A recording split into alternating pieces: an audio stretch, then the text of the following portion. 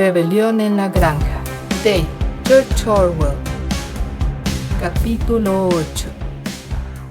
Unos días más tarde, cuando hubo pasado el terror causado por las ejecuciones, algunos de los animales recordaron, o creyeron recordar, que el sexto mandamiento decretaba: ningún animal matará a otro animal. Y aunque nadie quería decirlo delante de los cerdos o los perros, se tenía la sensación de que la matanza producida no cuadraba con eso. Trevor le pidió a Benjamín que le leyera el sexto mandamiento, y cuando Benjamín, como de costumbre, dijo que no quería inmiscuirse en esos asuntos, buscó a Muriel.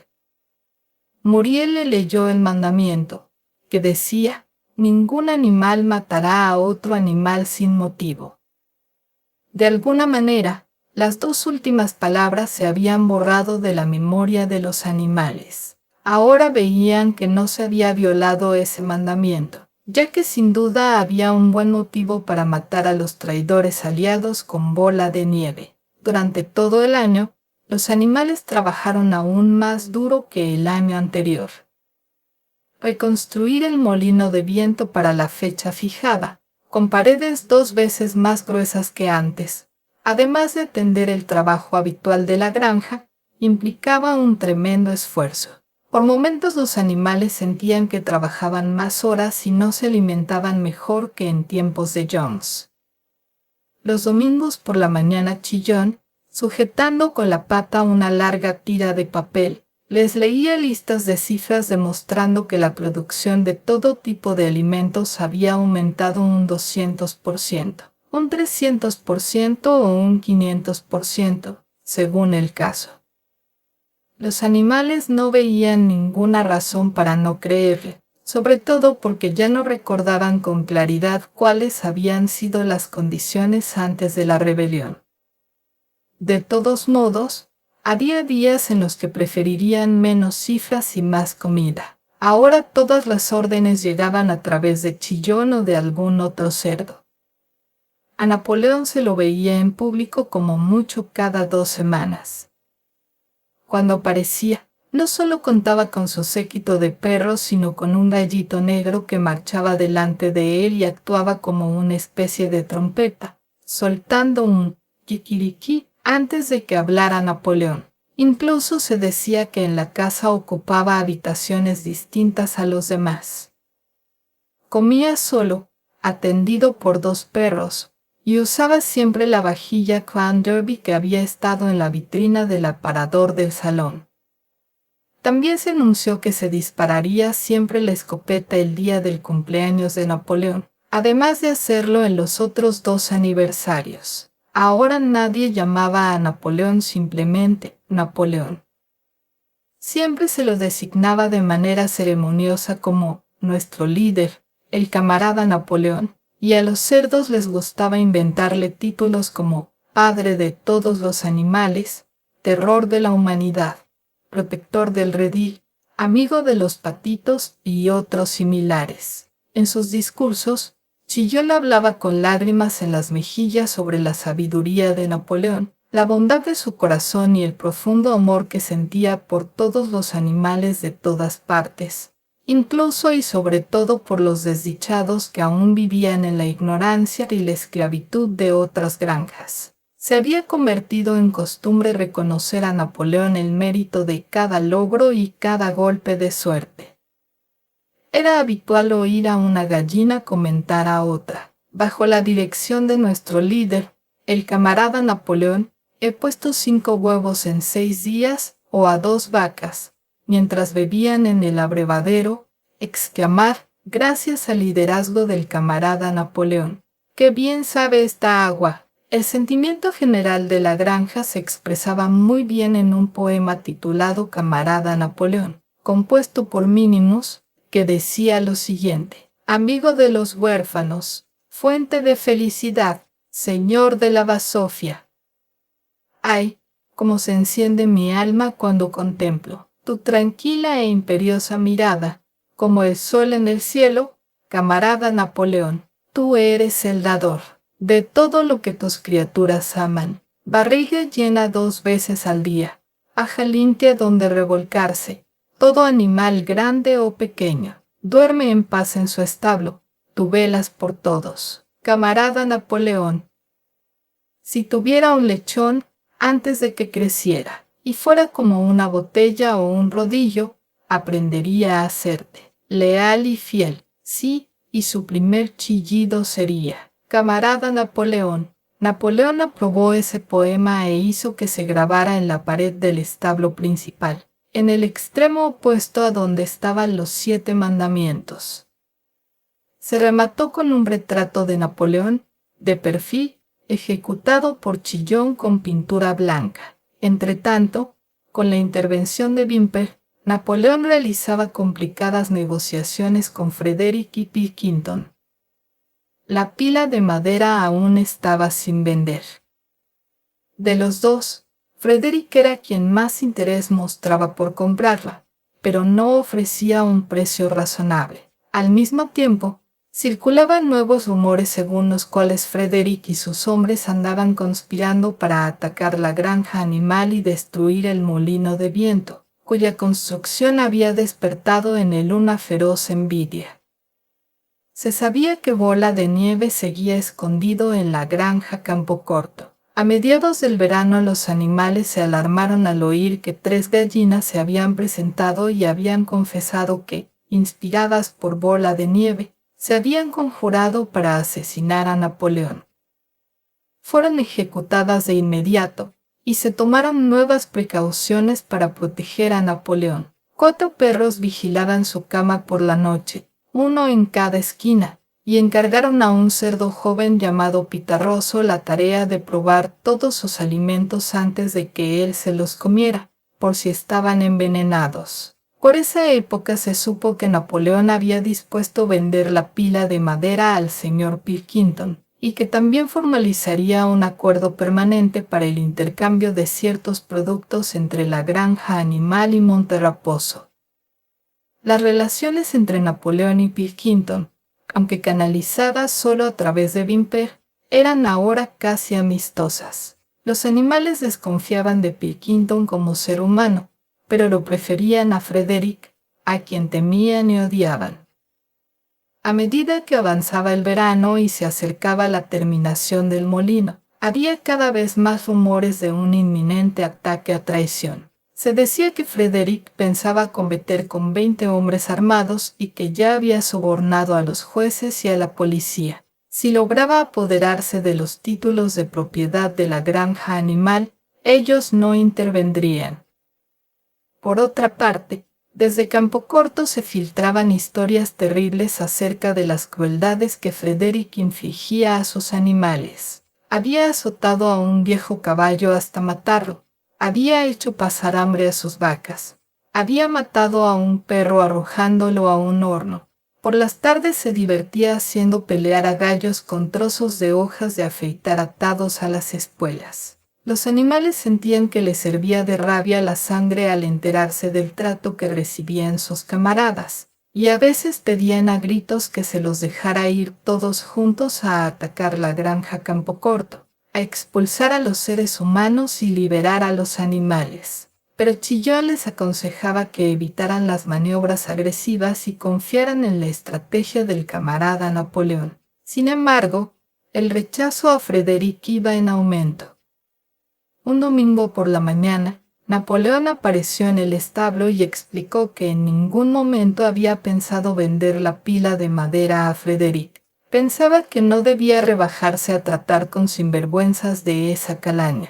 A las palomas que seguían enviando para difundir la noticia de la rebelión les prohibieron pisar Monterraposo, y también se les ordenó abandonar su anterior lema, muerte a la humanidad, por muerte a Frederick.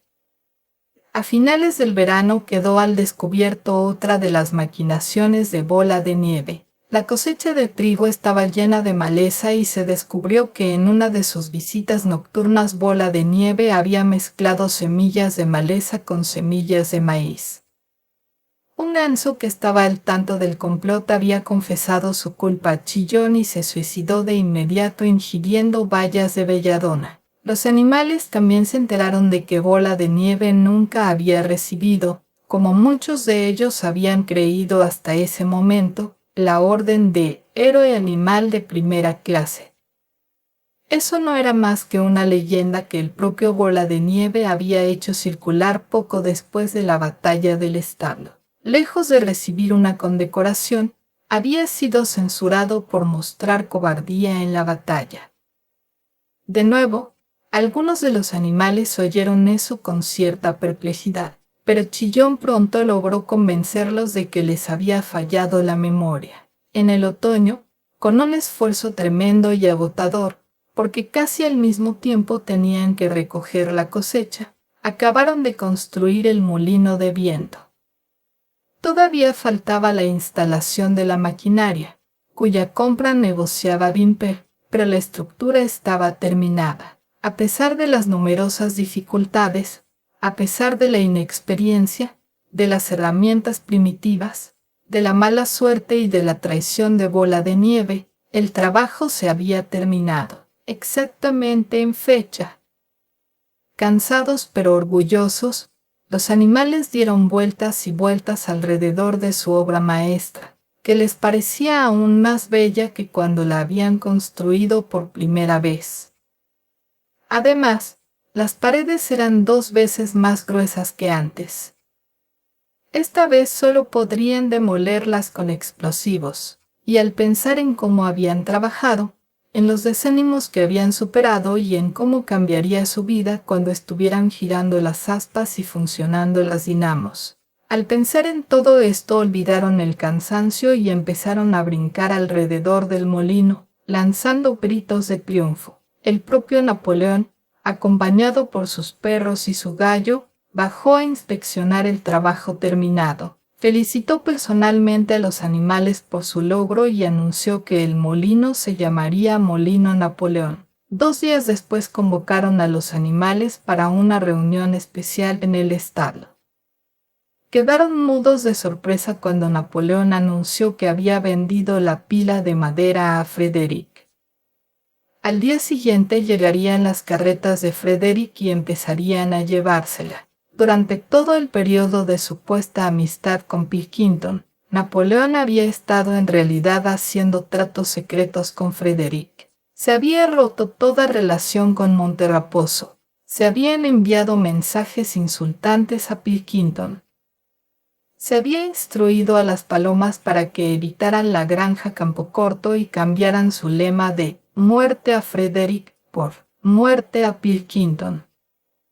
Al mismo tiempo, Napoleón aseguró a los animales que las historias de un inminente ataque a la granja animal eran completamente falsas, y que los cuentos sobre la crueldad de Frédéric con sus propios animales se habían exagerado mucho. Quizá todos esos rumores eran creación de Bola de Nieve y sus agentes. Ahora parecía que Bola de Nieve no estaba, después de todo, escondido en la granja Campocorto. De hecho, nunca había andado por allí en su vida. Vivía, aparentemente con considerable lujo, en Monterraposo, y en realidad llevaba años viviendo a costa de Pilkington. Los cerdos estaban extasiados con la astucia de Napoleón. Aparentando amistad con Pilkington, había obligado a Frédéric a aumentar su precio en 12 libras. Pero la verdadera superioridad mental de Napoleón, dijo Chillón, se demostraba en el hecho de que no confiaba en nadie, ni siquiera en Frédéric. Frédéric había querido pagar la madera con algo llamado cheque, que al parecer era un trozo de papel con una promesa de pago escrita en él. Pero Napoleón era demasiado listo para aceptar esas cosas. Había exigido el pago con billetes reales de 5 libras, que deberían entregarse antes de retirar la madera. Frédéric ya había pagado, y la suma recibida bastaba para comprar la maquinaria que haría funcionar el molino de viento. Mientras tanto se llevaban la madera a toda prisa. Cuando no quedó nada se celebró otra reunión especial en el establo para que los animales examinaran los billetes de Frédéric. Sonriendo beatíficamente y luciendo las 2 condecoraciones, Napoleón reposaba en un lecho de paja sobre la plataforma, con el dinero al lado, cuidadosamente apilado en un plato de porcelana de la cocina de la casa. Los animales desfilaron pasando despacio por delante, mirando con atención. Boxeador acercó la nariz para oler los billetes y su aliento hizo vibrar y crujir los delgados papeles blancos. 3 días más tarde se produjo un revuelo terrible. Bimper, con el rostro mortalmente pálido, apareció pedaleando a gran velocidad en la bicicleta, que dejó en el patio antes de entrar precipitadamente en la casa. Un instante después brotó de las habitaciones de Napoleón un rugido furioso. La noticia de lo que había pasado corrió por la granja como un incendio descontrolado. Los billetes eran falsos. Frederick había conseguido la madera por nada. Napoleón reunió a los animales de inmediato y con voz terrible anunció la sentencia a muerte de Frederick. Cuando se lo capturara, dijo, lo hervirían vivo. Al mismo tiempo, les advirtió que después de esa traición se podía esperar lo peor. Frederick y sus hombres podían lanzar su tan esperado ataque en cualquier momento. Apostaron centinelas en todos los accesos a la finca. Además, enviaron 4 palomas a Monterraposo con un mensaje conciliador que, esperaban, serviría para volver a establecer buenas relaciones con Pilkington. El ataque se produjo a la mañana siguiente. Los animales estaban desayunando cuando los vigías llegaron corriendo con la noticia de que Frederick y sus seguidores ya habían entrado por la puerta con barrotes de la finca. Los animales salieron con valentía a su encuentro, pero esa vez no lograron una victoria fácil como en la batalla del establo de las vacas. Había 15 hombres con media docena de escopetas, que abrieron fuego en cuanto estuvieron a unos 50 metros. Los animales no podían enfrentar las explosiones terribles ni las picaduras de los perdigones, y a pesar de los esfuerzos de Napoleón y Boxeador para animarlos, pronto tuvieron que retroceder. Ya había unos cuantos heridos. Se refugiaron en los edificios de la granja y miraron con cautela por las rendijas y los agujeros de los nudos. Toda la enorme pradera, incluido el molino de viento, estaba en manos del enemigo. Por el momento, hasta Napoleón parecía perdido. Iba y venía en silencio, moviendo la cola rígida. Miradas tristes apuntaban hacia Monterraposo. Si Pilkington y sus hombres los ayudaran, todavía podrían ganar la batalla. Pero en ese momento regresaron las 4 palomas que habían enviado el día anterior. Una de ellas traía un trozo de papel firmado por Pilkington. En él, escritas a lápiz, había estas palabras: «Te lo mereces». Mientras tanto, Frederick y sus hombres se habían detenido junto al molino. Los animales los miraron y empezaron a murmurar, consternados. 2 de los hombres habían sacado una palanca y un mazo. Iban a demoler el molino de viento. «Imposible», exclamó Napoleón. «Hemos construido paredes demasiado gruesas. No podrían derribarlo ni en una semana». «Ánimo, compañeros». Pero Benjamín observaba con atención los movimientos de los hombres. Los del martillo y la palanca estaban haciendo un agujero cerca de la base del molino. Despacio, con aire casi de diversión, Benjamín movió afirmativamente el largo hocico. «Ya me lo imaginaba», dijo. «¿No veis lo que hacen? Dentro de un instante llenarán de pólvora el agujero». Los animales esperaron, aterrorizados. Ahora no podían buscar refugio en los edificios. Unos minutos más tarde vieron cómo los hombres corrían en todas direcciones. Entonces se produjo un rugido ensordecedor. Las palomas se remolinaron en el aire y todos los animales, salvo Napoleón, se arrojaron al suelo y se taparon la cara. Cuando se levantaron, Una enorme nube de humo negro flotaba sobre el sitio donde había estado el molino de viento. Poco a poco fue llevándosela la brisa. El molino de viento había dejado de existir. Al ver eso, los animales recuperaron su valentía. La rabia contra un acto tan vil y despreciable superó el miedo y la desesperación que habían sentido un momento antes. Se oyó un potente grito de venganza y sin esperar nuevas órdenes salieron todos juntos, dispuestos a atacar al enemigo. Esta vez no cejaron ante los perdigones crueles que cayeron sobre ellos como granizo. Fue una batalla salvaje y amarga. Los hombres disparaban una y otra vez, y cuando los animales estuvieron cerca los atacaron con palos y con las pesadas botas. Mataron una vaca, 3 ovejas y 2 gansos, y casi todo el mundo estaba herido, hasta Napoleón, que dirigía las operaciones desde la retaguardia, tenía la punta de la cola rasguñada por un perdigón.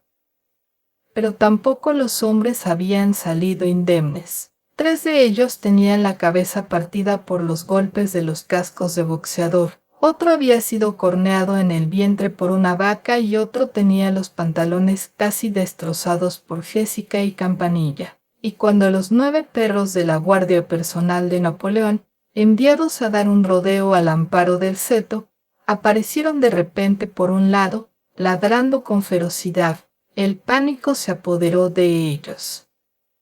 Vieron que estaban en peligro de ser rodeados. Frederick gritó a sus hombres que salieran de allí mientras tenían escapatoria, y un instante después el cobarde enemigo corría tratando de salvar la vida. Los animales persiguieron a los hombres hasta el final del campo y les dieron unas últimas patadas mientras atravesaban como podían el espinoso seto. Habían ganado, pero estaban cansados y ensangrentados. Despacio, cojeando, empezaron a regresar a la granja. Algunos, al ver a sus camaradas, muertos, tendidos en la hierba, no pudieron contener las lágrimas. Y por un rato se detuvieron en doloroso silencio junto al sitio donde alguna vez se había levantado el molino de viento. Sí, ya no existía. Casi el último rastro de su trabajo había desaparecido.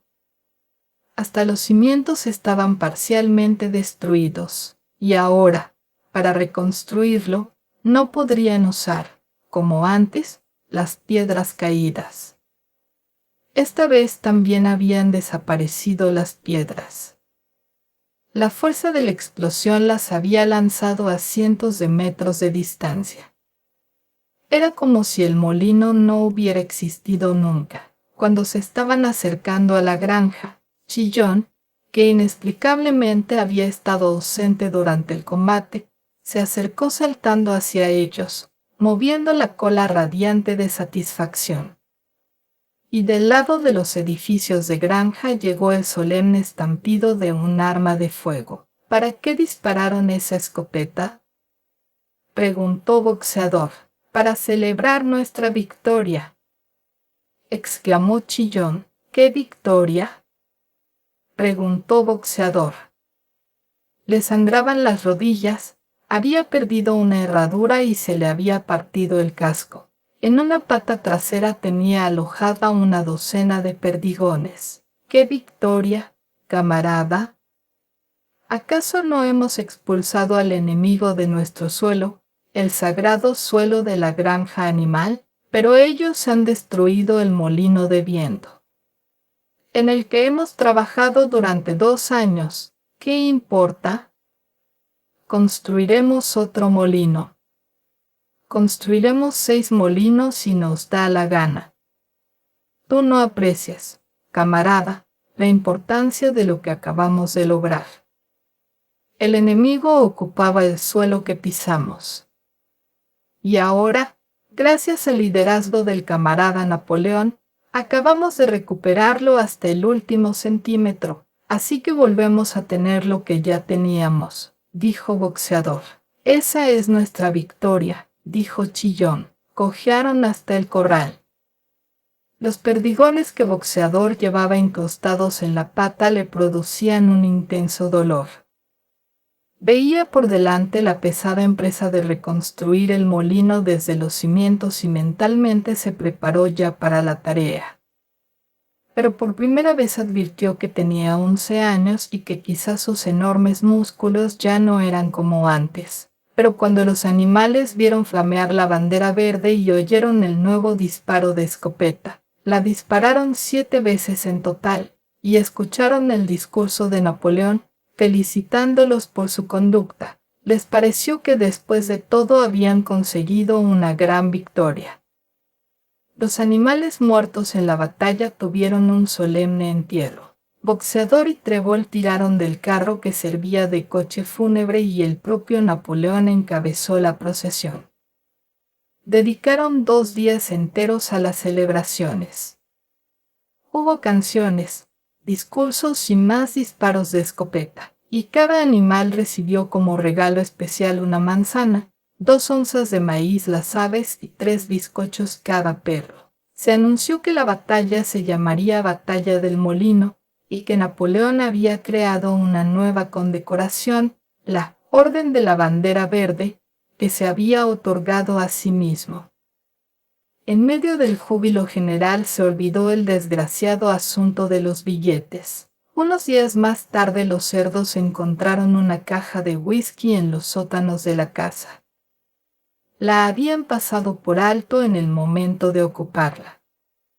Esa noche se oyó entonar en la casa ruidosas canciones en las que, para sorpresa de todos, se mezclaban compases de bestias de Inglaterra. A eso de las 9:30 se vio perfectamente que Napoleón, con un viejo sombrero hongo del señor Jones, salía por la puerta trasera, daba unas vueltas rápidas por el patio y desaparecía de nuevo en la casa. Pero por la mañana reinaba en el lugar un profundo silencio. No se veía por allí ningún cerdo. Eran casi las 9 cuando apareció Chillón, caminando despacio y abatido, la mirada apagada, la cola flácida y con apariencia de estar gravemente enfermo. Reunió a los animales y les anunció que tenía una terrible noticia. El camarada Napoleón se estaba muriendo. Se oyó un grito lastimero. Colocaron paja delante de la puerta de la casa y los animales caminaban de puntillas. Con lágrimas en los ojos se preguntaban unos a otros qué harían si les faltaba el líder. Empezó a circular el rumor de que, después de todo, Bola de Nieve se las había ingeniado para introducir veneno en la comida de Napoleón. A las 11 salió Chillón para hacer otro anuncio. Como último acto sobre la tierra, el camarada Napoleón había pronunciado un solemne decreto. Se castigaría con pena de muerte el consumo de alcohol. Por la noche pareció que Napoleón había mejorado un poco, y a la mañana siguiente Chillón les contó que se estaba recuperando. Al atardecer, Napoleón había vuelto a su trabajo, y un día después se supo que había dado instrucciones a Wimper para que comprara en Willingdon algunos folletos sobre fermentación y destilado. Una semana más tarde Napoleón ordenó arar el pequeño prado situado detrás de la huerta, que antes habían pensado reservar como sitio de pastoreo para los animales que ya no podían trabajar. Se explicó que la tierra estaba agotada y había que renovarla, pero pronto se supo que la intención de Napoleón era sembrar allí cebada. Por esa época se produjo un extraño suceso que casi nadie logró entender.